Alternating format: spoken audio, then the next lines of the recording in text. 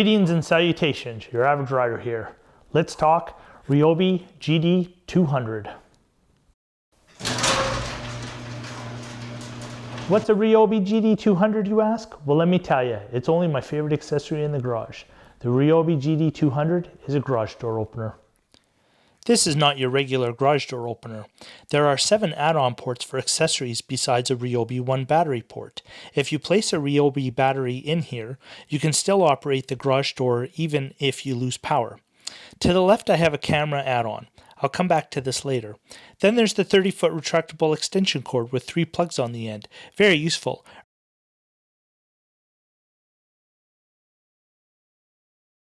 Around back, here's a laser parking assist, no more tennis ball hanging from the ceiling, and a Bluetooth speaker. I love listening to music in the garage. For what it is, it sounds pretty good. And then finally, there's a fan. Getting back to the camera, it's okay, just okay. I like that it's an easy install in the fact that it just plugs into the garage door opener, but viewing the video in the app has a lot to be desired. Speaking of app, this is exactly what sets the Ryobi GD200 apart from other garage door openers. Once I open the app, I can see that the garage door is currently closed. I have the option to open it or close it if it is open, turn the motion light on if it isn't already, and set a preset. Also, I can see that the door has been closed since 7:42 a.m. on February 12th. This preset would allow for, say, an Amazon delivery or whatnot to come. I can turn that on and I can set it to 5, 18, 36 or a custom up to 6 feet so that I could allow for a delivery driver to scooch something under the garage door and leave it there, and then I can close it again if I wanted. I can see that I have the power cord reel attached to my GD200.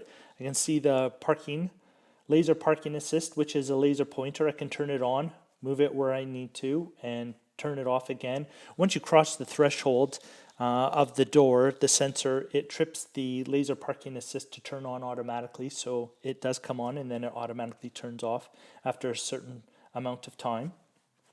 I can turn the Bluetooth speaker on or off from here, which then connects to my phone for to play my music or take phone calls if I choose.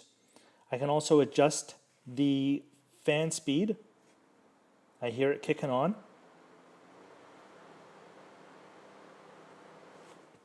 Or turn it off.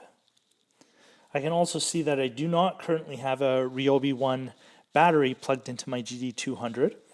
And then there's the camera.